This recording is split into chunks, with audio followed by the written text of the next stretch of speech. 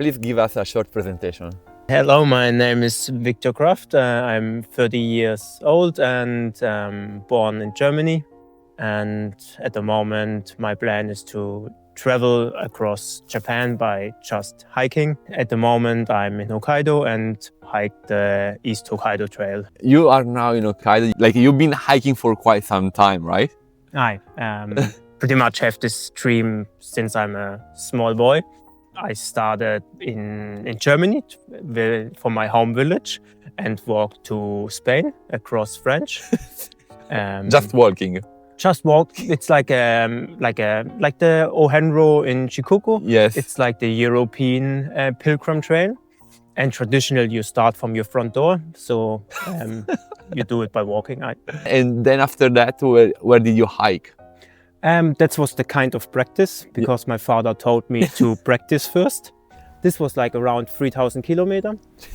And then I returned to my father and said, now my plan is to go overseas. And he said, please make first apprenticeship. So I loved being on construction sites, so I learned carpenter.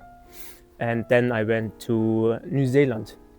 And in New Zealand, there's a 3,000 kilometer walking trail across both islands. So that was my next goal. Wow. And after New Zealand? After New Zealand came Australia. And I loved it so much, I stayed 4 years, and by the end I had to get a 13,600 kilometers. Just one national park after another one, and I couldn't stop. Do you remember the first day of your journey? What went through your mind when you took the first step? Oh, I remember on this one moment where I have a picture of it. I had a mohawk and I was smoking, and that was the last picture I smoked a cigarette because hiking and smoking didn't work very well together. That was probably the first moment I would say was the start. So how is being in Japan so far? I would describe it with the word sugoi. I can show you on the map. I would say 1, 2, 3, 4, 5 sections. Okay. So section 1, Shikoku, with all the temples. Then the Tokai Nature Trail from Osaka to Tokyo, what I would describe as mountains. I created this track myself from Tokyo to Fukushima, around Tokyo. I would call that's the waterfall section. And then the Fukushima Trail, I would describe with your nuclear disaster in Fukushima, what is also a story of rebuilding and community working together. Michinuku Coastal Trail, what is coast. I see. And then I went to Hokkaido. Hokkaido, mountains. Mountains. But you like so far Japan? I love it. You know, I love it. It's incredible nature, wildlife, and incredible people. How does walking through Japan compare to other countries like Australia or New Zealand? The supermarket is never far away. In Japan? Like in Australia, I had sections where I walked 2 weeks without a supermarket. But here, you can see always the next one. Like there's not often a moment where it's 2 days away. Well, it's unique from their culture. It's unique from their story. Like, let's take a temple with the timber connection. That's very unique. You don't see this anywhere else. They have their own connections. Then their own animals, of course. How people acting, like very friendly, helpful. That's very different to some other countries. What is something that really surprised you about Hokkaido?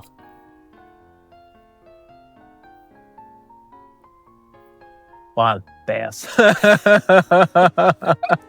Normally, I'm always sleeping in a tent. So I walked through New Zealand, Australia, and always slept every night in the tents, as well as in Japan. So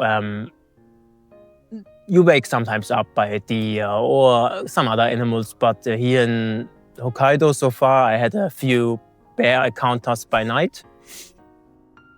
2 times over 1 hour where they sneak around my tent, and you hear them walking, then quietness for 10 minutes, then you hear them walking again, and then even with cubs involved, and so my sleep isn't that good anymore. So you're always concerned, and How do you protect yourself from this situation?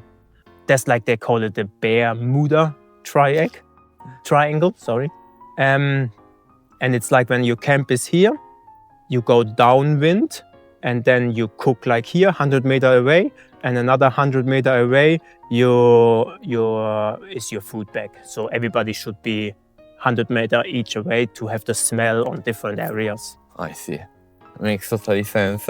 And so far, I hear bear around my bear bag, but didn't get raid Great. so far. Rule number 1, you hang up your food on a rope. Like you look for a branch that's 6 meters high.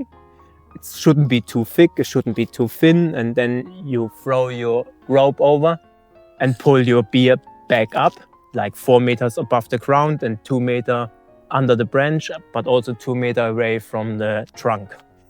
And then you put your food in, your toothbrush with a cream, and then you not have a smelling stuff in your tent. But also don't cook in your tent.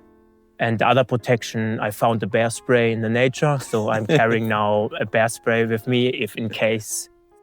Do you have some sort of rules that you are following in this adventure? Well, there's so many rules. One nice rule would be, for example, in the past I was thinking I not have to collect rubbish because I don't create rubbish. But then one day I lost my sleeping mat in a storm in New Zealand, and that was the start that I collecting rubbish. So I packed my backpack full of rubbish and hated myself after my back was hurting. Because of this, I introduced the rule of 10 items per day. So every day when I hike in Japan, I'm collecting 10 items of rubbish and dispose them in a rubbish bin. Nice. That's like for saying thank you to the Japanese people, saying thank you to the nature, and a selfish thing because I don't like to see rubbish. Selfish. I really need to share this. You also have another very important rule for the environment. You're talking about the flights. Back in the day, maybe when I was 18, I had this idea of I love nature, I love walking through nature, but what I do to protect nature. So I made this rule.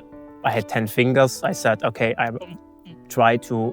like to only fly 10 times in my life. So far? So far, I'm already by 7. So you only have 3 left. Only 3 left. I am sure that there are many people who dream to do what you are doing. Do you have any recommendation on how to start? Well, it starts with the first step. I think it was a famous Chinese person who said this. But it's pretty much like, I didn't plan this. I just started with 1 step, 2nd step, 3rd step, and slowly you make mistakes, you learn. Hopefully you only make mistake once, and then you get better, you improve. So don't be scared from the first step. Prepare a little bit, read a little bit, and start. Just follow your dreams and don't be afraid.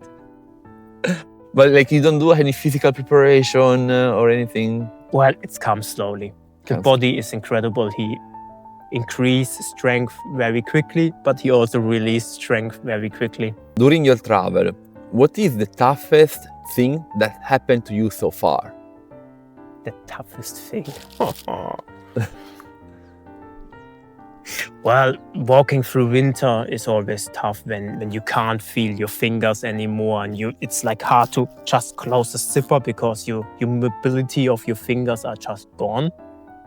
Or when you have frost damage, or one day a snake bit me and I had pain through my ankle and in Australia. Or a wasp got tangled in my hair and attacked me on my forehead. My whole forehead got swollen. Then it started to swell my eye. I couldn't see on my left left eye, then it started to go into my right eye, and I nearly couldn't see on my right eye.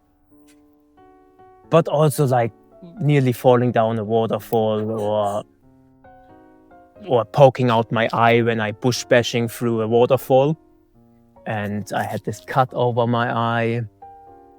But yeah, that's the what I said with making a fault, learning from the fault, and standing up again. So you have many toughest moments so far. Well, compared to 4, 5, nearly 6 years of traveling, I would say not much. What's something very important that you learned so far? Well, something very important. It doesn't matter how experienced you are. You always start by zero again. Like, mistakes can happen to everybody. If you experience, unexperienced, if the weather comes, if the wind is strong, you're done. So always step back and be cautious. Frostbites can happen so quickly. Strong winds and you have no shelter, you're quickly in trouble. Doesn't matter how experienced. What's the most important item you have in your bag, and what do you feel is the least important item you have with you in your bag? Well, probably the most important one is probably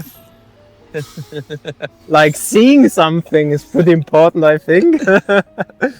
And the least important,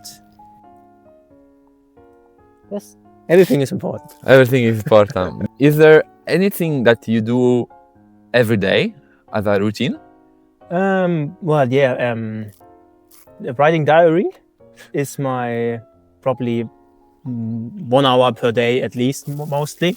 Like every day, I'm writing the diary and printing out maps and marking where I walked, what point of interest, where I slept, and then clearing my mind what happened and adding like little presents from people along my way and reminding which person helped me or what was important, what bothered me, which mistake I made, or what I try to make better. And you've been doing that how long? Well, by each journey I'm doing it. So there's a diary for... Camino from Germany to Spain, New Zealand, Australia, and now Japan. And do you think it's helping you to keep a diary? Well, first point, it's clearing my mind. I start on the next day by zero again. But it's also very important for me to remember what happened, because it's happened so much every day. I would forget. And when I write it down, I can take a look. And also the way you keep it, it really looks important. Well, it is. I think it would be the only, like from all this, if it get lost, I would be sad, but this one I would cry. If you could send one message to the people you met in each country, what would it be? Please collect rubbish. Don't pollute our nature. Don't pollute our water, our air. Message. But also, thanks for the help. Thanks for the trail. Thanks for maintaining it. Thanks for building it. Thanks for having me. I think this the two messages I would say. Dice challenge. Okay, perfect. You can throw the dice here if you want. Let's see. No. 2. Okay. 2 is... Okay, share a quick habit you have. A quick habit. Talking with myself when I'm hiking. You talk a lot by yourself. Well, I think it becomes a problem when you answer yourself as well. But I'm talking a lot with myself. I think some people are confused about it.